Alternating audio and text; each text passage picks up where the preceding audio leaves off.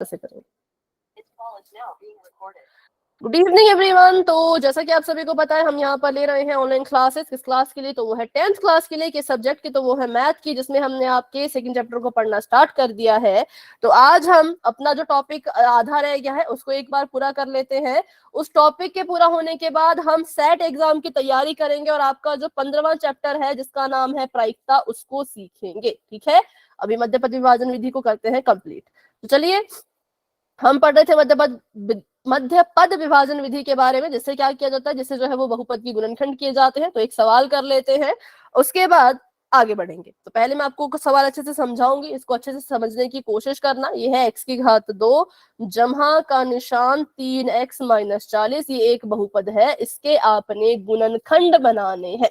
ठीक है, हमें पता है अगर हमें किसी भी द्विघात बहुपद के गुणनखंड बनाने होते हैं, हम मध्य पद विभाजन विधि का इस्तेमाल करते हैं। उसको कैसे यूज किया जाता है? सबसे पहले अपने बहुपद की तुलना द्विघात बहुपद के मानक रूप से करेंगे। ax² जमा bx जमा c। अच्छा, पोल रिजल्ट तो हमने देखा नहीं, रुको अब इस क्वेश्चन से पहले एक बार पोल रिजल्ट फटाफट से देख लेते हैं, क्योंकि पोल रिजल्ट भी जरूरी है। तो पूरा का पूरा पोल रिजल्ट जो है वो रेड और व्हाइट हुआ पड़ा है, लेकिन कोई बात नहीं, क्वेश्चन सही गलत होते रहते हैं। आज की क्लास में सभी क्वेश्चंस के आंसर सही देने की कोशिश करना। ठीक है, तो जिन बच्चों ने पिछले क्लास में जो एक सवाल हमने पूछा था मध्य पद विभाजन विधि का, जिन बच्चों ने उसके आंसर बिल्कुल करेक्ट दिए हैं, उनके नाम है अश्विनी, अंकित, साहिल, अमन, आयशा, गजाला, शुभम, सुरुचि, नेहा, आंचल एंड अर्पिता, सुहानी,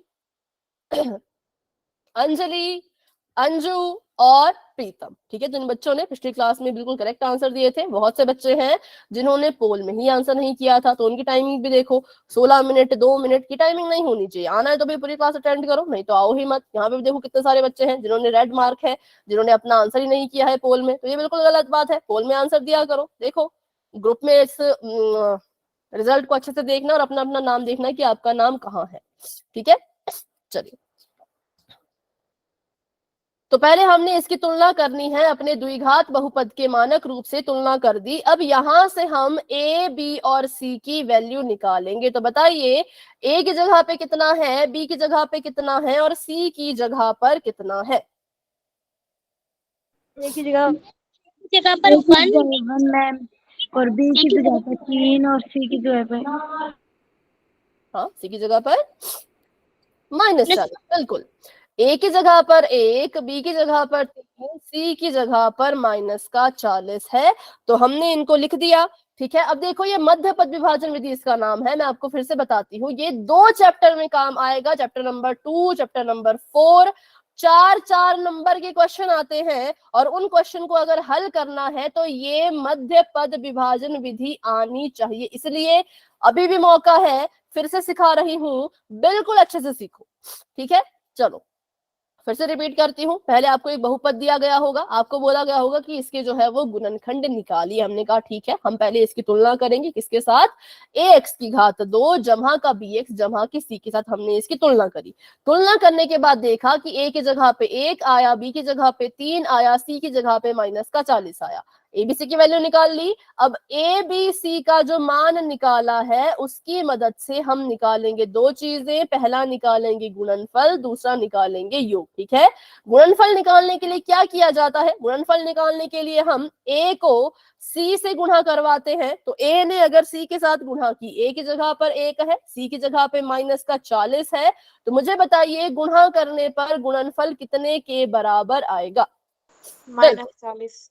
बिल्कुल ठीक है, -40 के बराबर। ठीक है, माइनस का, और योग कितने के बराबर आएगा?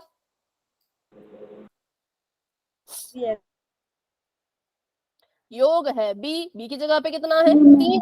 बिल्कुल, तो 3 के बराबर आएगा। यहां तक किस किस को समझ आ गया? वाई लिखो एक बार, लेकिन जिसको समझ नहीं आया वो मुझसे अभी के अभी पूछो। मैम एक बार फिर से समझाना। फिर से समझेंगे, बिल्कुल ठीक है। हमें एक बहुपद दे रखा है जिसका नाम है x की घात में 2 जमा का 3x - 40।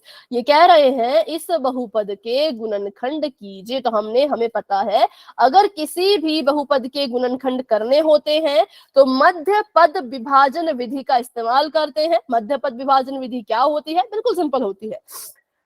सबसे पहले अपने बहुपद की तुलना उसके मानक रूप से करो। मेरा जो बहुपद था वो था x की घात 2 जमा का 3x माइनस का 40। मैंने इसकी तुलना किसके साथ की? मैंने इसकी तुलना की a x की घात 2 जमा का bx जमा का c, इसके साथ मैंने क्या की? इसकी तुलना की। अब तुलना करने के बाद मुझे a बी और सी का मान ज्ञात करना है, जो कि मैंने ज्ञात करके लिख दिया है कि ए की जगह पे मुझे कुछ वैसे तो दिख नहीं रहा, लेकिन जिसके पास कुछ नहीं होता उसके पास एक होता है, तो इसलिए ए की जगह पे एक लिख दिया। बी की जगह पे मैंने देखा कि 3 लिखा था तो मैंने बी की जगह पे 3 लिख दिया। सी की जगह पे मैंने देखा कि 40 लिख रखा है, लेकिन 40 है कैसा? 40 तो माइनस का है, तो मैंने यहाँ पर माइनस का 40 लिखा। बताओ एबीसी की वैल्यू आ गई? Yes ma'am. Yes ma'am. जिन्होंने पूछा था उनको आ गई? Yes ma'am. चलो अंजू और किसने पूछा था? मोनिका।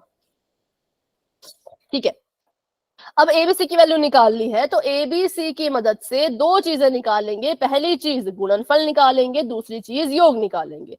तो गुणनफल निकालने के लिए ए की गुणा सी के साथ करनी है और चिन्ह का ध्यान रखना है। तो मैंने ए की गुणा सी के साथ करवाई, एक की गुणा माइनस के 40 के साथ कराई, 40 से कम 40 प्लस माइनस माइनस, तो मेरा गुणनफल आ गया माइनस का 40। ठीक है, फिर हमने इसका योग निकाला। योग कहता है कि b की जगह पर जो भी लिखा है वही मेरा योग होगा।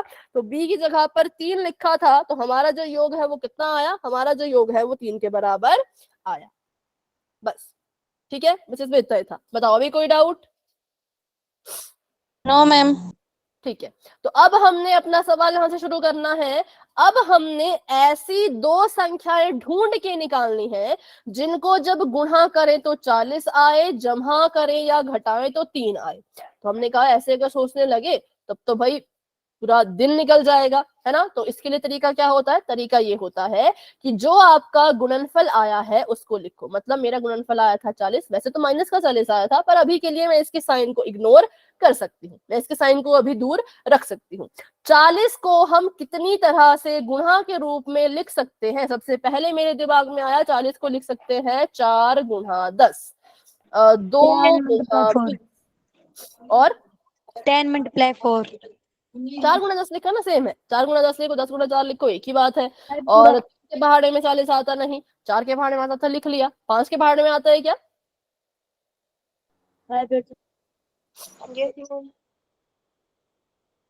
बताओ। 8 और 5 मैम। ठीक है, 5 8 40, हाँ, और 40 से कम 40 भी होगा। चलो, तो अब ये 4 तरीके थे जिन तरीकों से हम 40 को लिख सकते थे। मतलब ये जोड़ियां हैं जो हमें गुणा करके 40 तो दे देगी, लेकिन अब हमें इन चारों में से वो वाली जोड़ी ढूंढनी है जो जमा करने पर या घटाने पर 3 भी दे। हमने कहा चलो चेक करते हैं। 10 और 4 को जोड़ेंगे तो 14 आएगा, 10 और 4 को घटाएंगे तो 6 आएगा, 20 में 2 जोड़ेंगे तो 22 आएगा, 20 में 2 घटाएंगे तो 18 आएगा, 5 में 8 जोड़ेंगे तो 13, और 5 और 8 को घटाएं तो 3, 40 में 1 घटाया तो 39, सॉरी 40 में 1 जोड़ा तो 41, 40 में 1 घटाया तो 39। तो हमने देखा कि कौन सी जोड़ी ऐसी है जो गुणा करने पर 40 भी दे रही है और प्लस या माइनस करने पर 3 भी दे रही है। बताओ कौन सी है? बताओ। बिल्कुल, 5 गुणा में 8, क्योंकि 5 गुणा 8 गुणा करने पर 40 भी देगा और जोड़ने पर या घटाने पर 3 भी देगा। वही तो हमें चाहिए, गुणा करने पर 40 चाहिए, प्लस माइनस करने पर 3 चाहिए। तो हमने अपनी संख्याओं का पता लगा लिया, वो है 5 और 8। तो जब मैंने 5 को 8 से गुणा किया तो गुणा करके मुझे 40 मिला, और जब मैंने 5 में 8 को जोड़ा तो जमा करने पर मुझे 13 मिला। अब मैंने सोचा कि यार संख्या तो ठीक है, क्योंकि मैंने चेक करके ली है, मैंने चेक कर लिया था कि 3 आएगा कि नहीं आएगा, तो इतना तो मुझे पता है कि 3 तो आएगा। पर 3 लाना कैसे है, उसके लिए हमें चिन्हों के साथ कुछ फेरबदल करनी पड़ती है। अच्छा मुझे बताओ, 3 मुझे जमा में चाहिए, 3 मुझे किसमें चाहिए? जमा में चाहिए। मतलब 3 का जो चिन्ह है वो जमा का होना चाहिए, पॉजिटिव होना चाहिए, और 40 मुझे माइनस में चाहिए, 40 का चिन्ह माइनस का होना चाहिए। तो थोड़ा सोचो और सोच के बताओ किस संख्या को माइनस का निशान दोगे, 5 को या 8 को? 5 को मैम। पक्का? सभी का ये आंसर है? आवाज ही नहीं आ रही। तक क्या आ रही है? बेटा नेटवर्क का इशू है, क्लास को लेफ्ट करके दोबारा से ज्वाइन कर लीजिए। अगर कर लिया है तो मोबाइल डेटा ऑफ करके दोबारा ऑन करो, कुछ तो मतलब करो, ट्राई करो नेटवर्क ठीक करने की, ठीक है। अच्छा, बाकी बच्चों को वॉइस क्लियर है? Yes ma'am. Yes ma'am. Yes ma'am. अभी किसी ने कहा कि 8 को माइनस का निशान देंगे और किसी ने कहा कि 5 को माइनस का निशान देंगे। चलो मैं दोनों केस लिख लेती हूँ, ठीक है। मैं दोनों केस लिखूंगी, फिर आप ही मुझे बताना कि क्या करने से क्या हो रहा है। यहाँ पे मैंने लिखा है 5 गुणा 8, यहाँ पे मैंने लिखा है 5 जमा 8, यहाँ पे भी लिख लिया मैंने 5 गुणा 8। इस चीज को समझो, अगर आपने ये चीज समझ ली तो बहुत से सवाल आपके आराम से हल हो जाएंगे। इस केस में मैं 5 को माइनस का निशान दे रही हूं और इस केस में मैं 8 को माइनस का निशान दे रही हूं, ठीक है। चलो इसको सॉल्व करते हैं। जब मैं इन दोनों को गुणा करूंगी, बताओ गुणा करके कितना आएगा और चिन्ह कैसा होगा? -40। -40, बिल्कुल करेक्ट है। माइनस का 40, क्योंकि 5 8 40 और प्लस माइनस माइनस। यहां पर गुणा करूंगी, जब मैंने 8 को माइनस का लिया है तब क्या आंसर आएगा? इसको हल करके क्या आएगा? -40। माइनस का 40, प्लस 40 आंसर लिखा।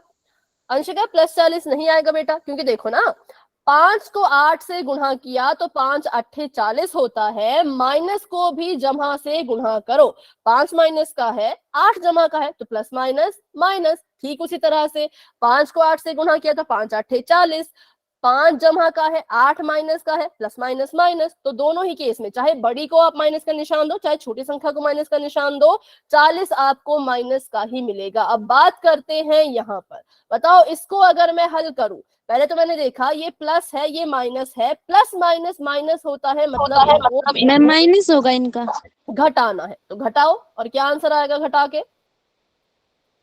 +3। 3 कैसा? प्लस का। अच्छा प्लस क्यों आया, 3 के साथ प्लस क्यों आया? मैम क्योंकि 8 बड़ा था।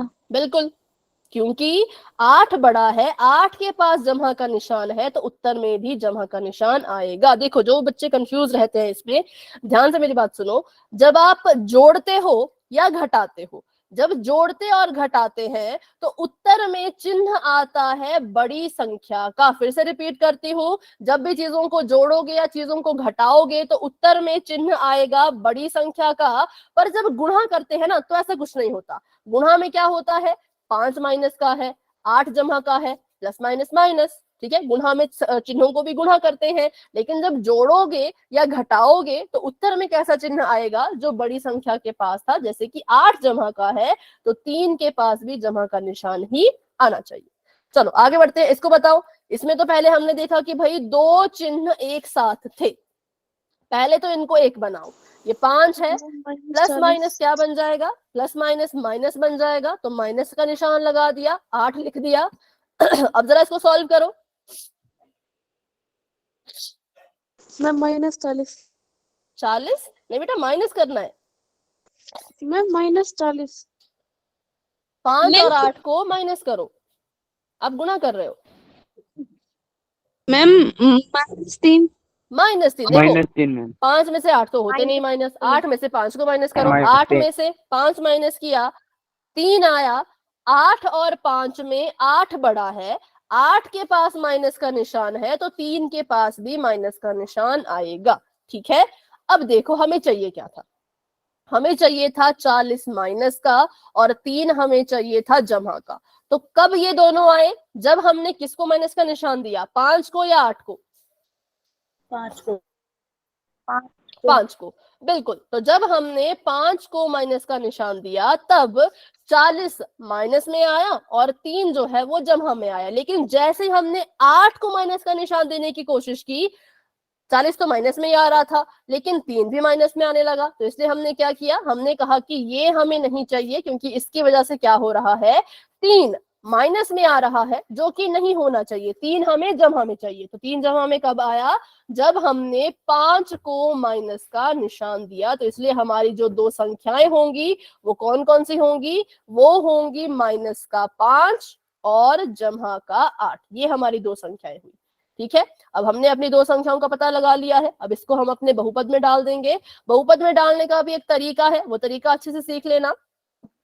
x की घात 2 जमा का 3x माइनस का 40। हमने यहाँ पर देखा कि इसका नाम है मध्य पद विभाजन विधि, तो मतलब एक्स स्क्वायर ऐसे कैसा रहेगा, ये होता है मध्य पद जो बिल्कुल बीच में है, इसको यहां से गायब कीजिए, हटा दीजिए और इसकी जगह पे इन दो संख्याओं को लिखिए। इनको लिखने का तरीका क्या है, तरीका ये है कि जब आप इन दोनों संख्याओं को इसकी जगह पर लिखोगे, इनके साथ x जरूर लगा देना। क्या लगा देना, x जरूर लगा देना। तो मैंने लिख दिया यहाँ पे एक्स स्क्वायर माइनस का 5x जमा का 8x। ठीक है, x लगाना जरूरी है, बहुत जरूरी है। अगर x नहीं लगाओगे, सिर्फ संख्या लिख के आओगे, गलत हो जाएगा। मैंने भरा यहाँ पर, ये किस किस को समझ आया कैसे भरना है, और x भी लगाना है। क्लियर है? Yes ma'am. Yes ma'am. ठीक है, यस मैम। अब यहाँ से हमने लेना है कॉमन। कॉमन लेने के लिए मैंने बताया है, जिसको डायरेक्ट कॉमन लेना है डायरेक्ट ले लो, जिसको नहीं डायरेक्ट कॉमन लेना आता वो इनको तोड़ दो। कैसे तोड़ेंगे, x की घात में 2 है, मतलब x को 2 बार लिखना है। माइनस का निशान, 5x टूट जाएगा 5 गुणा x में, और यहाँ पर जमा का 8x है। देखो वैसे मुझे 8 को 2 गुणा 2 गुणा 2 के रूप में तोड़ना चाहिए था, पर मैं ऐसा नहीं कर रही। क्यों नहीं कर रही, तो आपको पता चल जाएगा अभी मैंने ऐसा क्यों नहीं किया। मैंने 8 को लिखा 8 गुणा x, जानबूझ के लिखा। ठीक है, क्योंकि मुझे पता है मैं 40 को 8 की गुणा में तोड़ के लिख सकती हूं, इसलिए मैंने 8 को नहीं तोड़ा। वैसे मुझे 8 की जगह पे लिखना चाहिए था 4 गुणा 2 या फिर 2 गुणा 2 गुणा 2, लेकिन मैंने ऐसा नहीं किया। क्यों नहीं किया, क्योंकि मुझे पता है 40 को तोड़ के मैं 8 की गुणा में लिख सकती हूँ। तो बताओ कैसे लिखूंगी मैं 40 को 8 की गुणा में, सोचो। 40 को तोड़ो और 8 की गुणा में लिखो, मतलब 8 के साथ कुछ ऐसी संख्या गुणा करो कि 40 मिले। अभी तो किया है, बताओ फटाफट से। 8 गुणा 4 मैम। 4 नहीं, 4 नहीं, बिल्कुल 5। ठीक है, 8 गुणा में 5। 40 को हम लिख सकते हैं 8 गुणा में 5। इसीलिए मैंने 8 के टुकड़े नहीं किए, क्योंकि मुझे पता था 40 8 गुणा 5 में टूट जाएगा। ठीक है, चलो आगे बढ़ते हैं। यहाँ से कॉमन लेते हैं। कॉमन लेने के लिए जोड़े बनाने पड़ते हैं। इन दोनों की जोड़ी बन गई आपस में, और इन दोनों की जोड़ी बन गई आपस में। पहले वाली 2 की जोड़ी आपस में बन जाती है, दूसरे वाले 2 की जोड़ी आपस में बन जाती है। यहाँ से अब कॉमन लेना है। कॉमन मतलब जो दोनों के पास हो, जो आपको दोनों के पास दिख रहा हो। जैसे मुझे यहाँ पर भी x दिख रहा है, यहाँ पर भी x दिख रहा है, तो इसका मतलब मैं कॉमन ले सकती हूँ x। तो मैंने x बाहर कॉमन ले लिया, ये वाला x भी गायब, ये वाला x भी गायब। बताओ ब्रैकेट के अंदर क्या बचा, बताओ।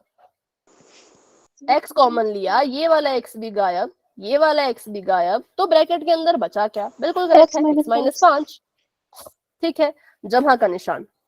आगे कॉमन लो, यहां से 8 कॉमन ले लिया, मैम x माइनस 5 बचेगा।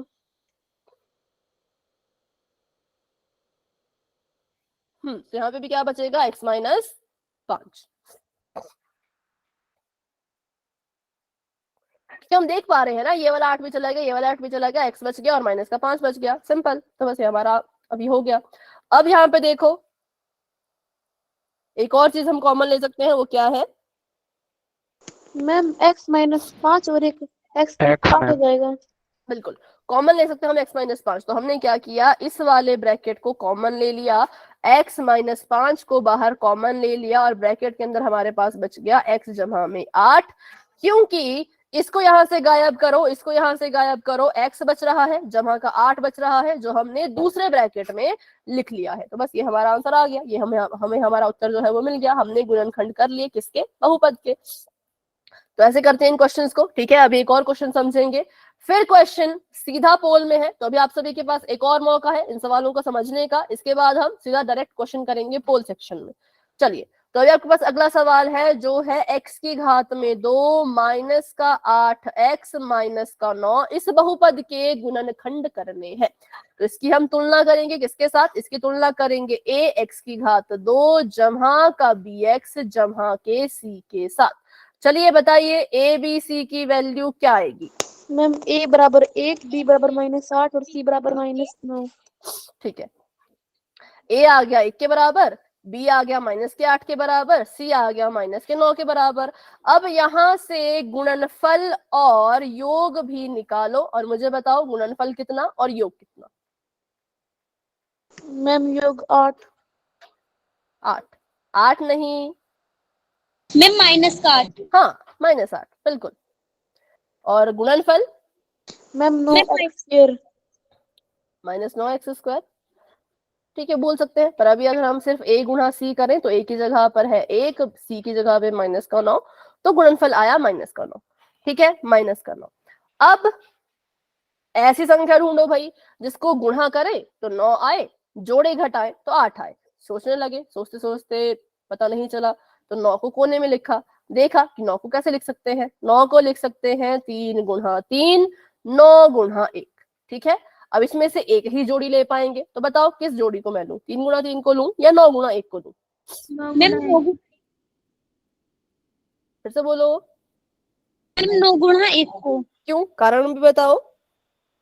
अगर उसे माइनस करेंगे तो 8 आ जाएगा और मैम गुणा करेंगे तो 9 आ जाएगा। बिल्कुल, क्योंकि इसको जब जोड़ा तो 10 आया, माइनस किया तो 8 आया, लेकिन जब इसको जमा किया तो 6, माइनस किया तो 0। तो 3 गुणा 3 करने से 9 तो मिल रहा था लेकिन 8 नहीं मिल रहा था, तो इसलिए इसको हमने नहीं लिया, इसको हमने इग्नोर कर दिया। लेकिन 9 गुणा 1, 9 और 1 ऐसी संख्याएं थी जिनको जब गुणा करेंगे तो 9 भी मिल जाएगा और अगर माइनस करेंगे तो 8 भी मिल जाएगा। तो हमने अपनी संख्याएं लिख दी 9 गुणा 1। पर अब फिर से वही सवाल उठता है कि 9 को अगर सिंपल 1 से गुणा करें तो जमा का 9 आएगा और 9 को अगर सिंपल 1 में जोड़ दें तो 10 आएगा। इनके चिन्हों में ऐसा कुछ फेरबदल करो कि गुणा करने पर माइनस का 9 आए और सॉल्व करने पर माइनस का 8 आए। किसको माइनस का चिन्ह देना चाहिए, 9 को या 1 को? 9 को मैं। बिल्कुल ठीक है, 9 को माइनस का निशान देंगे। 9 को 1 से गुणा किया तो 9 1 कम 9, प्लस माइनस माइनस, और 9 को माइनस का निशान दिया तो प्लस माइनस माइनस होता है, मतलब इनको आपस में क्या करना है, इनको आपस में जो है वो घटाना है। और इनको घटाओ जरा, 9 में से 1 गया तो 8 मिलेगा। कैसा 8 मिलेगा, प्लस का या माइनस का? माइनस का मैम। बिल्कुल, क्योंकि 9 के पास माइनस का निशान है, 9 बड़ा है, इसके पास माइनस का निशान है, तो उत्तर में भी माइनस का ही निशान आएगा।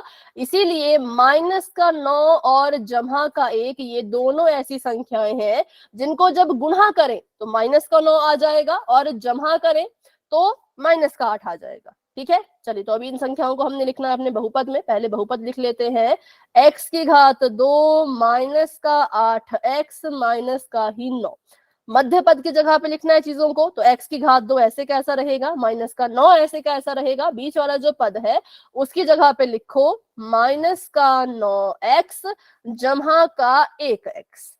ठीक है, अब x की घात 2 ऐसे का ऐसा, माइनस का 9x ऐसे का ऐसा। मुझे बताओ 1x को मैं कैसे लिख सकती हूँ?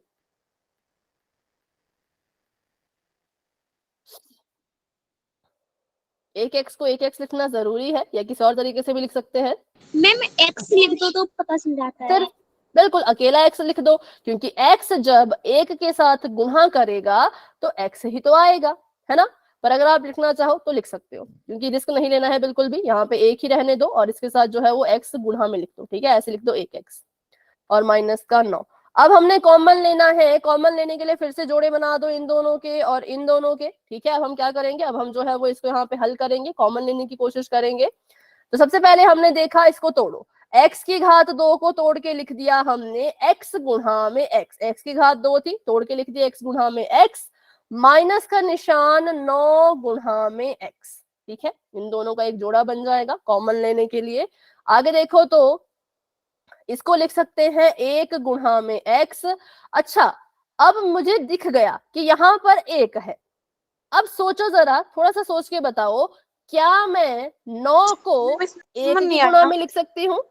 सोचो, क्या मैं 9 को 1 की गुणा में लिख सकती हूँ, हाँ या ना?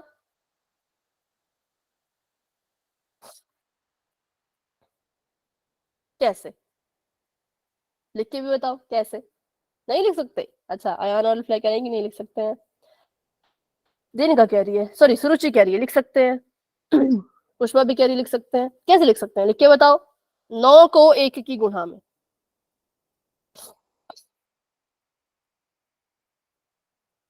तो लिख के बताओ ना, ये तो लिख रहे हो पर लिख के भी बताओ कैसे लिखोगे।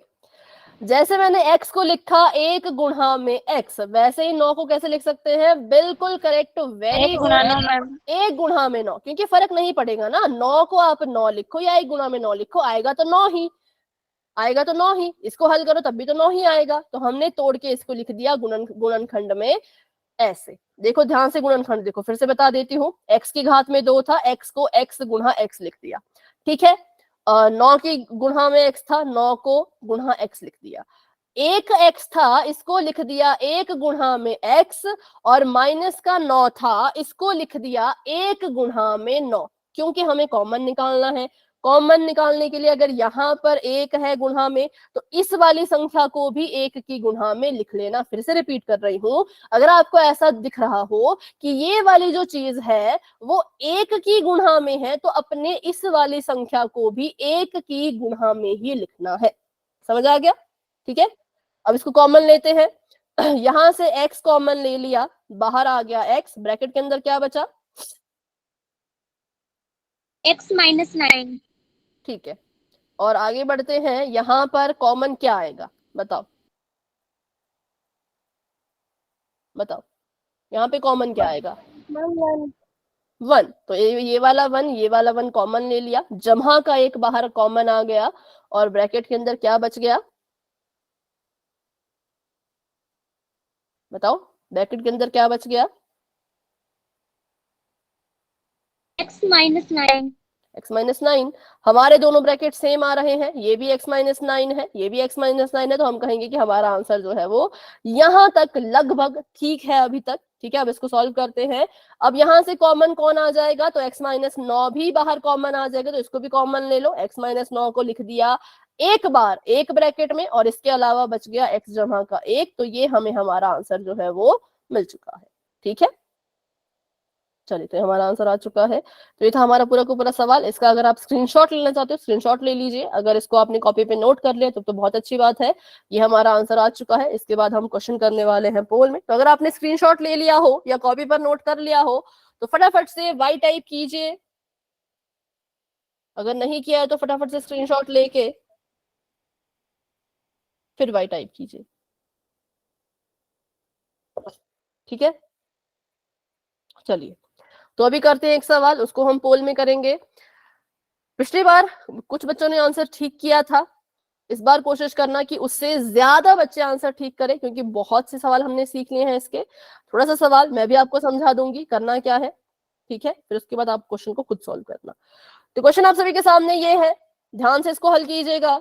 2y की घात 2 माइनस का 3y माइनस का 5, यहां से एबीसी की वैल्यू निकालनी है। ठीक है, एबीसी की वैल्यू निकालनी है, तो एबीसी की वैल्यू निकाल लेते हैं, मतलब निकाल लेना। एबीसी की वैल्यू निकालने के बाद निकाल लेना आपने गुणनफल।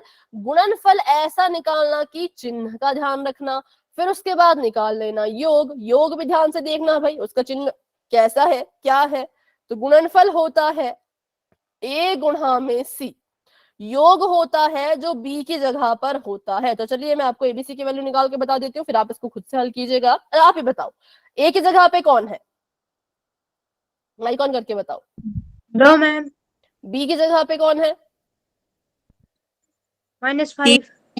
-5 नहीं, -3। माइनस का 3। और c की जगह पे कौन है?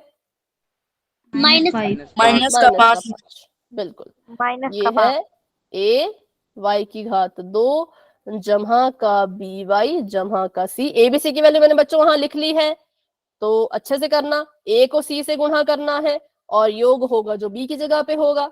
एक बार गुणनफल और योग निकल गया, फिर उसके बाद ऐसी संख्याएं ढूंढना जिनको गुणा करने पर गुणनफल मिले और जमा करने पर योग मिले। साइन का इसमें बिल्कुल बहुत इंपॉर्टेंट रोल है, क्योंकि साइन आप देखोगे आपको पता लग जाएगा। ठीक है, सॉल्व कर लो पहले क्वेश्चन को। पोल आपको थोड़ी देर में नजर आएगा, अभी नजर नहीं आएगा।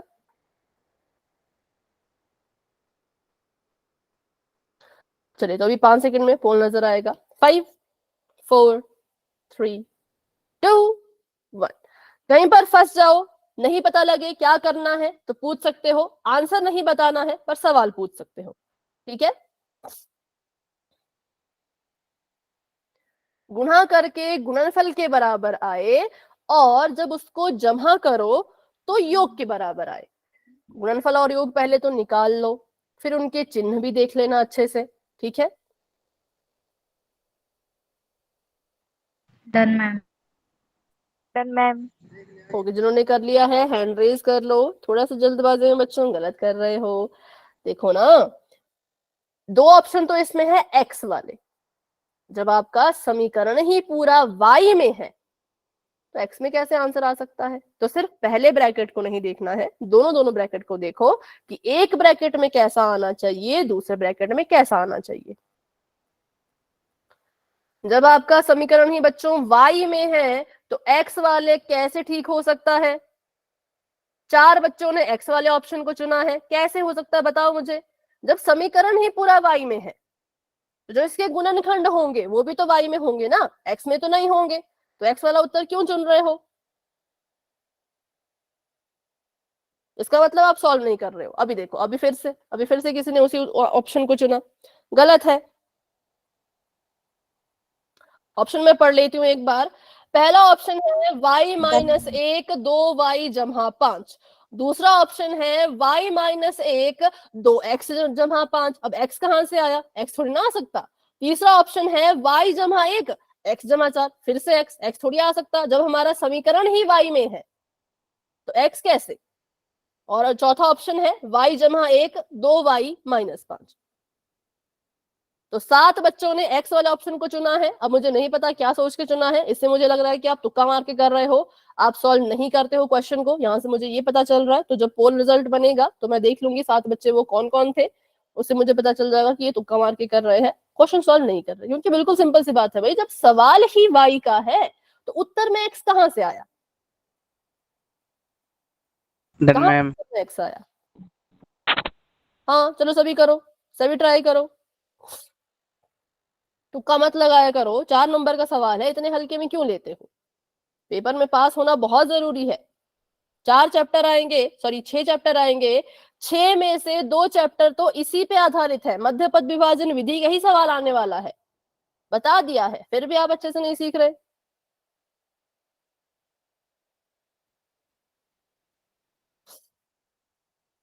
जो कॉपी पे सॉल्व करेगा उसका आंसर सही आएगा, जो तुक्का लगाएगा उसका 100% गलत होगा। क्लास में आने का फायदा क्या हुआ फिर, अगर आपने तुक्का ही लगाना है, क्वेश्चन को सॉल्व नहीं करना है, डाउट नहीं पूछने हैं, चैट में औरों का आंसर देख के देना है, तो फिर क्लास में आने का कोई फायदा नहीं है। अगर सिर्फ अटेंडेंस के लिए आते हो तो कल से मत आना, लेकिन अगर पढ़ने आते हो तो आओ और अच्छे से पढ़ो, सवाल पूछो, मेरे सवालों का जवाब दो, सब कुछ करो, पर तुक्का मत लगाओ, ठीक है। सिर्फ अटेंडेंस के चक्कर में आ रहे हो तो कुछ फायदा नहीं है, उल्टा घाटा है। क्योंकि आप अटेंडेंस के चक्कर में आओगे, पोल में अपनी मर्जी का आंसर दे के जाओगे और सभी सोचेंगे कि मैंने गलत पढ़ाया, मैंने ठीक से नहीं पढ़ाया, ठीक है। तो इसलिए अगर क्लास में आते हो तो अच्छे से हल किया करो क्वेश्चन को, बिना हल किए आंसर नहीं देना होता। 23 बच्चे अपना आंसर दे चुके हैं, क्लास में हमारे पास 36 बच्चे हैं जो कि क्वेश्चन को सॉल्व कर रहे होंगे। तो सभी अच्छे से सॉल्व कर लीजिए, जल्दबाजी में गलत नहीं करना है, चिन्हों को अच्छे से देख लेना और इसके बाद मैं नोटबुक चेक करूंगी। Done ma'am. ओके, मैं सबकी नोटबुक चेक करूंगी किसने सॉल्व किया है, और जिसने नोटबुक नहीं दिखाई मैं मान लूंगी कि वो पढ़ता नहीं है, पढ़ती नहीं है, सिंपल सी बात है। क्योंकि बहुत हो गया, बहुत देख लिया मैंने, एवं आंसर दे देते हो फालतू में, सॉल्व करते नहीं कॉपी पे। जिसने कॉपी पे सॉल्व किया होगा मैं मानूंगी उसने आंसर खुद सॉल्व किया, जिसने नहीं किया, जिसकी कॉपी मुझे खाली दिखी, इसका मतलब वो अच्छे से नहीं पढ़ रहा, वो सिर्फ अटेंडेंस के लिए आ रहा है, ठीक है। चलो सभी कोशिश करो, सभी ट्राई करो।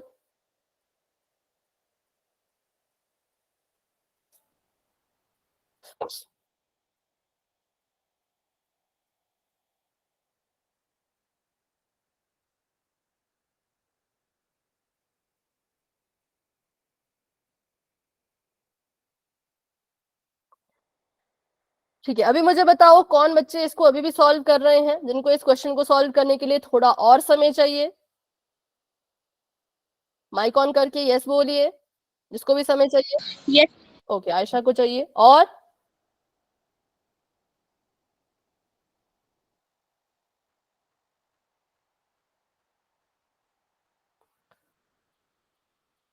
ठीक है, तो अभी कर लो आयशा, जब हो जाएगा तो बता देना। ठीक है, आराम से करना, जल्दबाजी में करने की जरूरत नहीं है, बिल्कुल आराम से करो, सोच समझ के।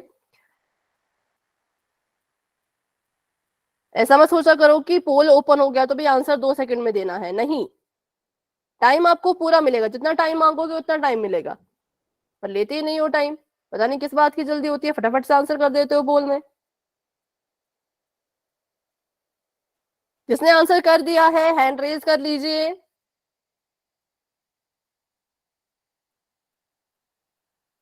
पुष्पा, अंशिका, अगर आपने आंसर कर लिया तो हैंड रेज कर लो। प्रियंका, प्रिंस,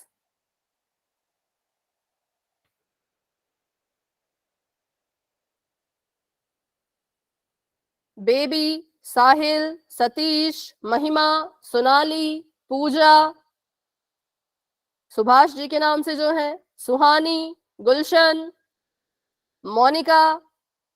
अगर आंसर दिया है तो हैंड रेज करो, आंसर नहीं दिया तो सॉल्व करके आंसर दो।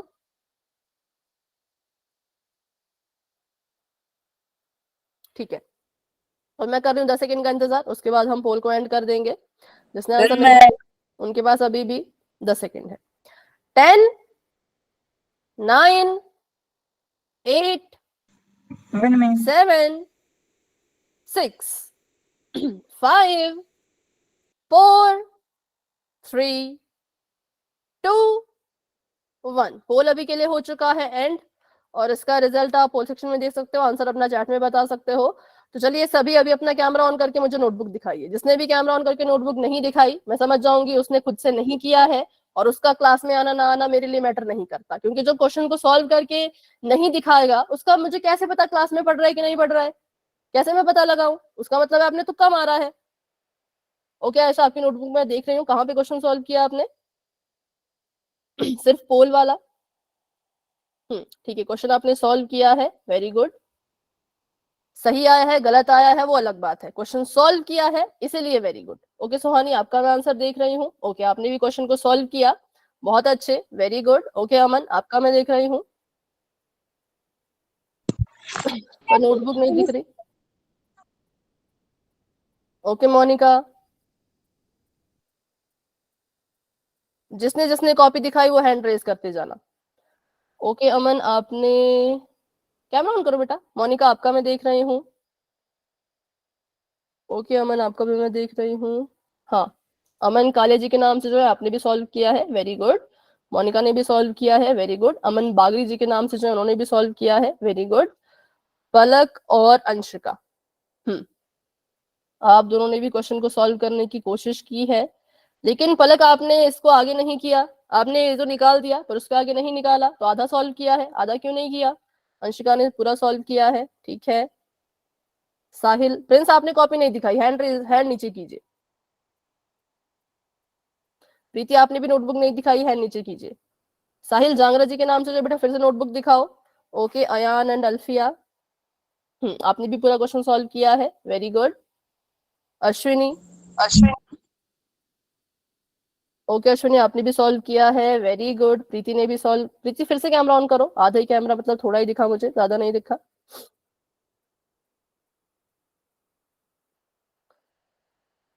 प्रीति फिर से कैमरा ऑन करो। ओके सुरुचि, आपका मैं देख रही हूँ, तो सुरुचि आपने इसको सॉल्व किया, हाँ ठीक है। पुष्पा, आपने कहाँ किया? पुष्पा क्वेश्चन दिखाओ कहाँ जैसे किया। विकास कुमार जी के नाम से जो है आपका बेटा फेस दिख रहा है, कॉपी नहीं दिख रही। क्लास में हमारे पास इतने सारे बच्चे थे और उसमें से सिर्फ 1, 2, 3, 4, 5, 6, 7, 8, 9, 10, 11, 12, सिर्फ 12 बच्चों ने नोटबुक दिखाई। तो इसका ये मतलब है कि 31 में से सिर्फ 12 बच्चों ने सॉल्व किया और बाकी किसी ने सॉल्व ही नहीं किया। तो देखो, आप खुद देखो, 12 बच्चे सॉल्व कर रहे हैं, बाकी सॉल्व नहीं कर रहे हैं। तो इससे क्या पता लगा? इससे पता लगा कि आप सभी तुक्का मार रहे हो। जब तक कॉपी पे सॉल्व करोगे ही नहीं, कैसे आंसर निकलेगा? तो आगे से क्लास में अगर आना है तो कॉपी होनी चाहिए साथ में, हर पोल की क्वेश्चन को कॉपी पे हल करके आंसर देना है। बिना कॉपी के जो आंसर देगा फिर उसको मैं एंट्री नहीं दूंगी, ठीक है?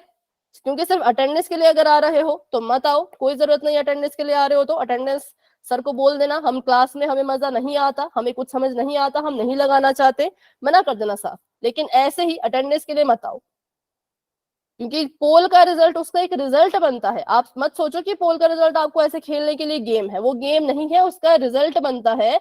उस रिजल्ट से पता लगता है कि कितने बच्चों को ये कंसेप्ट समझ आया, कितने बच्चों को समझ नहीं आया। तो पता कैसे चलेगा? जब 30 में से 12 ही बच्चे सॉल्व कर रहे हैं, बाकी बच्चे सॉल्व ही नहीं करे, तो कैसे रिजल्ट फेयर होगा? रिजल्ट में तो यही दिखेगा कि इतने बच्चों ने आंसर किया, और जैसे अभी 33 बच्चों ने आंसर किया था, उसमें से जो है वो शायद 8 बच्चों ने ऑप्शन नंबर डी को चुना। तो रिजल्ट में आएगा 33 बच्चों को पढ़ाया, 33 में से 8 ही बच्चों को समझ आया। अब कौन उनको बताए कि क्वेश्चन तो सिर्फ 12 बच्चों ने सॉल्व किया था, तो असल में 12 में से 8 बच्चों का सही आया है। तो आपकी वजह से पूरा रिजल्ट खराब हो जाता है, ठीक है? तो इसको गेम मत समझो, सीरियस हो जाओ। 10th में हो, कोई मजाक नहीं चल रहा। 4 नंबर का सवाल आता है, सीखो। नहीं आता तो पूछो, नहीं समझ आ रहा तो मुझसे बार बार पूछो। पूछते भी नहीं हो, पोल में आंसर भी गलत करना है, चाहते क्या हो फिर? है? चलो अब इसको समझते हैं।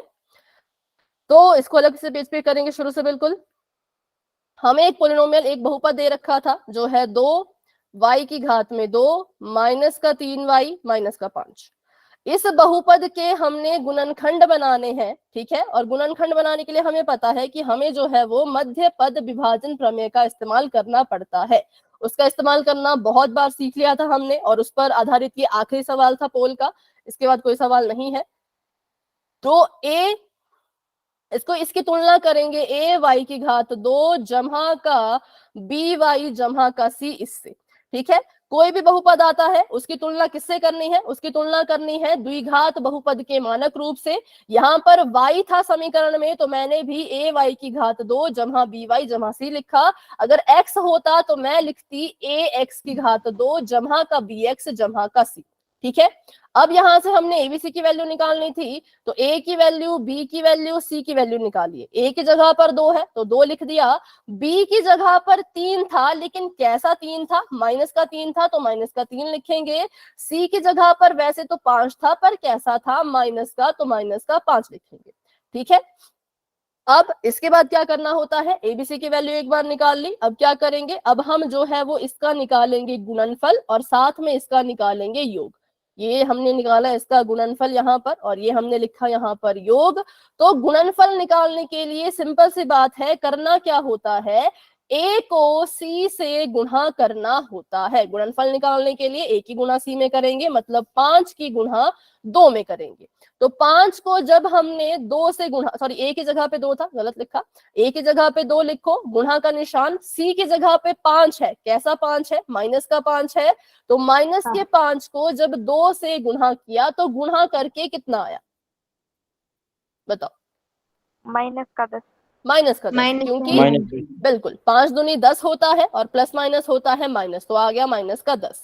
उसके बाद अगर योग की बात करें तो योग कहता है कि जो भी b की जगह पे लिखा होगा वही मेरे लिए योग होगा। तो हम लिख देंगे b की जगह पे लिखा है माइनस का 3, तो यहाँ पर हमने लिख दिया माइनस का 3, ठीक है? अब हमने गुणनफल भी निकाल लिया, हमने योग भी निकाल लिया। अब हम क्या करेंगे? हम जो है ऐसी 2 संख्याएं ढूंढेंगे जिनको अगर गुणा किया जाए तो 10 आए, और जोड़ा या घटाया जाए तो 3 आए, ठीक है? ऐसी 2 संख्या जिसको गुणा करने पर 10 मिलता हो, जोड़ने घटाने पे 3 मिलता हो। तो हमने कहा ठीक है, इसको निकालने का एक तरीका होता है। तरीका ये है कि गुणा करने पर जो चीज आनी चाहिए उसको कोने में लिखो, और देखो कि 10 को हम किस किस तरह से लिख सकते हैं। 10 को गुणा में लिख सकते हैं 10 एकम 10, 10 को लिख सकते हैं 2 गुणा 5 या 5 गुणा 2। 3 के पहाड़े में 10 नहीं आता, 4 के पहाड़े में नहीं आता, 5 के पहाड़े में आता था, लिख दिया है 5 गुणा 2। 6, 7, 8 किसी के पहाड़े में नहीं आता, ठीक है? तो 2 तरीके थे।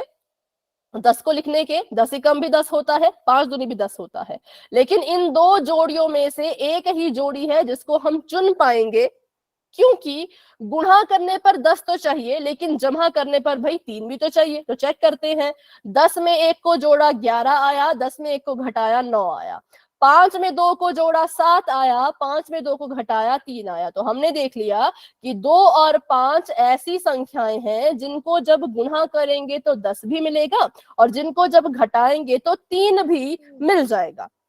जैसे तैसे जमा करो घटाओ कुछ भी करो, जैसे तैसे इसके चिन्हों के साथ अगर फेरबदल करेंगे तो 3 भी पक्का मिल जाएगा। तो हमने कहा ठीक है, हमने अपनी संख्याएं अभी के लिए ले ली 5 और 2, ठीक है। तो ये हो गया मेरे लिए 5, ये हो गया 2, 5 को 2 से गुणा किया 10 आया, 5 में 2 को जोड़ा तो 7 आया, लेकिन हमें तो माइनस का 10 और माइनस का 3 चाहिए। तो सोचो हम यहां पर किसको माइनस का निशान देंगे, सोचो कि 10 भी माइनस का आ जाए और 3 भी माइनस का आ जाए। 5 को माइनस का निशान दूं या फिर 2 को? 2 को मैम। ओके, पर देखो 2 है छोटी संख्या, अगर हम कंपेयर करें ना, ये 5 है, ये हमारा 2 है, 5 बड़ा है 2 छोटा है, और हमारा जो उत्तर आना चाहिए वो माइनस में आना चाहिए। माइनस में कब आता है? जब किसके पास माइनस हो, छोटी संख्या के पास कि बड़ी संख्या के पास? बड़ी संख्या के पास। बड़ी संख्या के पास। तो इसलिए हम 2 को नहीं 5 को माइनस देंगे।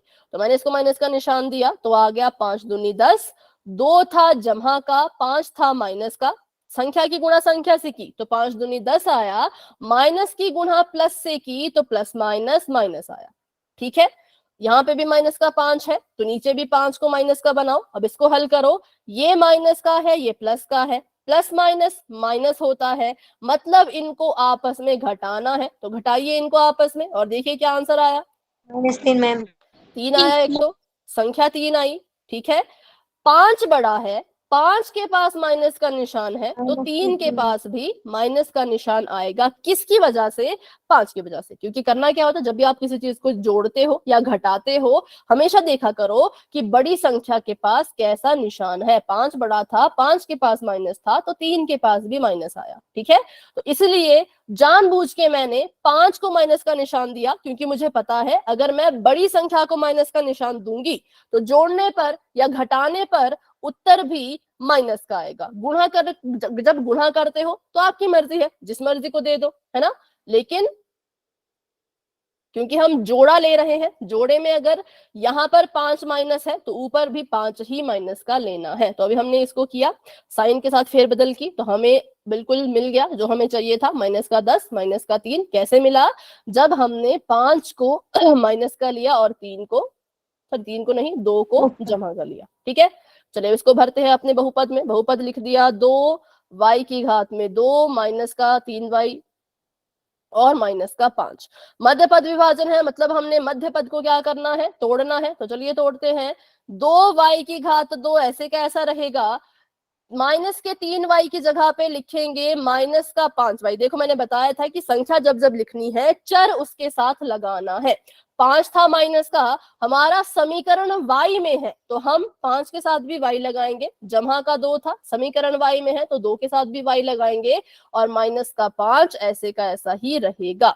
अब हमने यहां से कॉमन लेना है। कॉमन लेने के लिए मैंने बताया खोल दो, तोड़ दिया करो इनको। 2y की घात 2 को तोड़ेंगे तो आ जाएगा 2 गुणा में y गुणा में y, ठीक है बेटा। वैसे 4 मिनट है, 4 मिनट के लिए रुक जाओ, 4 मिनट बाद काम कर लेना। और इसके बाद यहाँ पे लिखो तो ये आ गया माइनस का 5 गुणा में y, ठीक है। तोड़ के मैंने लिखा, बस खोल के लिखा। यहाँ पर मैंने लिखा 2 गुणा में y और इसको लिखा मैंने 5 ऐसे का, क्योंकि 5 के साथ वैसे कुछ था नहीं। अब यहां से कॉमन लो तो y कॉमन आ जाएगा, ये वाला y ये वाला y। क्या कोई संख्या कॉमन आई? तो नहीं, संख्या तो कॉमन नहीं आई, सिर्फ y कॉमन आया। तो y को हमने कॉमन ले लिया। y कॉमन लेने पर यहाँ क्या क्या बच रहा है? 2y। तो यहाँ पे अंदर लिख दिया 2y, और यहाँ क्या क्या बच रहा है? माइनस का 5। माइनस का 5, ठीक है बिल्कुल।